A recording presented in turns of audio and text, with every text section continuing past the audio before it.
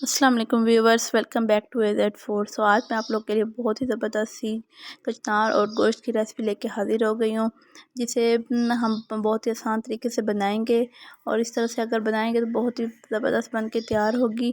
اور یہ کچنار جو ہے وہ سیزن میں صرف کچھ ہی دنوں کے لیے آتی ہے، تو ہم اسے بنائیں گے آج بہت ہی بہترین طریقے سے۔ تو آپ نے ویڈیو کو ذرا سا سکپ نہیں کرنا، تو چلتے ہیں ریسپی کی طرف۔ لیکن اس سے پہلے جس نے میرے چینل کو سبسکرائب نہیں کیا، جا کے جلدی سے چینل کو سبسکرائب کر دیں اور بیل آئیکن کے بٹن کو بھی دبا دیں، تاکہ آنے والی تمام ویڈیو آپ لوگوں تک بآسانی پہنچ سکے۔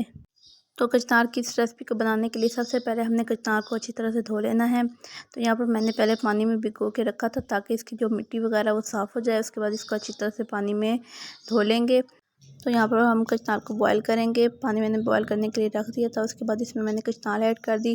تو کچنار کو ہم تقریباً 10 سے 15 منٹ کے لیے یہاں پر بوائل کر لیں گے۔ تو یہاں پر یہ دیکھ سکتے ہیں کہ کچنار جو ہے وہ بوائل ہو چکی ہے، اور اب ہم اس کو نکال لیں گے، اس کا پانی جو ہے وہ اسٹرین کر دیں گے۔ تو یہاں پر کچنار اچھی خاصی سافٹ ہو چکی ہے، یہ دیکھ سکتے ہیں آپ لوگ۔ تو اب ہم اس کو بنانا سٹارٹ کرتے ہیں۔ تو کچنار کو میں بنا رہی ہوں بیف میں۔ تو یہاں پر میرے پاس ہے تقریباً آدھا کلو کے قریب بیف، اور اس میں پانی ایڈ کر دوں گی۔ اس کے بعد اس میں 1 ٹی اسپون نمک ایڈ کر دوں گی، اور اس کے بعد اس کو ایک دفعہ مکس کر دوں گی، اور اس کو کور لگا کے چھوڑ دوں گی، اور بوائل آنے تک کا ویٹ کروں گی۔ تو یہاں پر اب میں چیک کر لوں گی کہ پانی میں بوائل آ چکا ہے۔ اب اس میں اپنا 2 بڑے سائز کے ٹماٹر ہیں، جو میں کاٹ کے اس میں ایڈ کر دوں گی۔ دیکھیں اس طرح سے 4 حصوں میں نے کاٹ کے اس میں ایڈ کر دیا ہے، اور اس کے بعد اس میں پیاز اور لہسن بھی ایڈ کر دیا ہے میں نے۔ تو یہاں پر ایک دفعہ مکس کر لوں گی، اور اس کے بعد اس کو کور لگا کے چھوڑ دوں گی جب تک گوشت سافٹ نہیں ہو جاتا۔ اور آپ کو اس کو چکن اور مٹن میں بھی بنا سکتے ہیں۔ تو یہاں پر گوشت ہے وہ سافٹ ہو چکا ہے، تقریباً آدھا گھنٹہ لگا اسے سافٹ ہونے میں۔ اگر آپ پریشر میں بنا رہے ہیں تو پریشر میں پانی آپ کم استعمال کیجیے گا۔ تو اب ہم اس میں کچھ مسالے ایڈ کریں گے، جس میں سب سے پہلے میں نے اس میں ایڈ کیا لال مرچ کا powder 1 T spoon, 1 T spoon خشک دھنیا پاؤڈر، 1 ٹی اسپون اس میں ہلدی پاؤڈر، اور اس کے بعد اس کو ہم مکس کر لیں گے اچھی طرح سے۔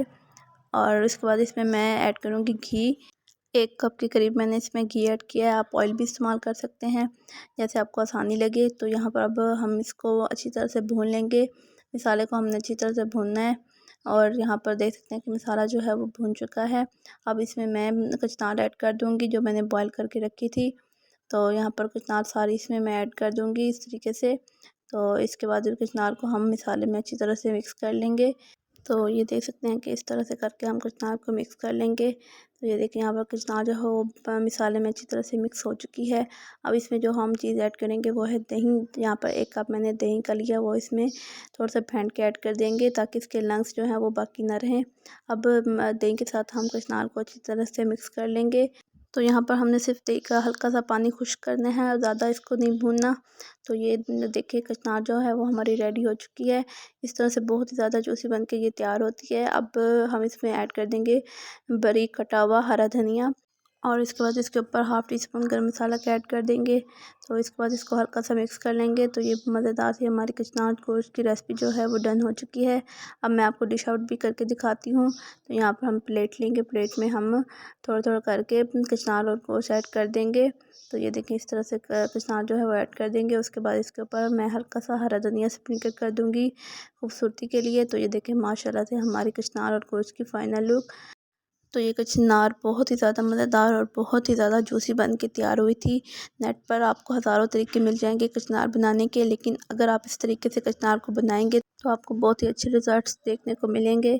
تو اگر آپ کو یہ میری مزیدار سی کچنار اور گوشت کی ریسپی اچھی لگی ہے تو میری ویڈیو کو لائک کر دے، اور چینل کو بھی سبسکرائب کر دے، اپنے دوستوں کے ساتھ شیئر کرنا مت بھولیے گا، اور میری بنائی ہوئی ریسپی کو اپنے گھروں میں ضرور ٹرائی کیجیے گا، اور مجھے کمنٹ سیکشن میں بتائیے گا کہ آپ کو میری یہ ریسپی کیسی لگی۔ رمضان اسپیشل ریسپیز کے لیے، عید اسپیشل ریسپیز کے لیے میرے چینل کو سبسکرائب کرنا مت بھولیے گا۔ اور اسی کے ساتھ مجھے دیجیے اجازت، تو ملتے ہیں کسی اور ویڈیو میں مزیدار سی ریسپی کے ساتھ۔ تب تک کے لیے اللہ حافظ۔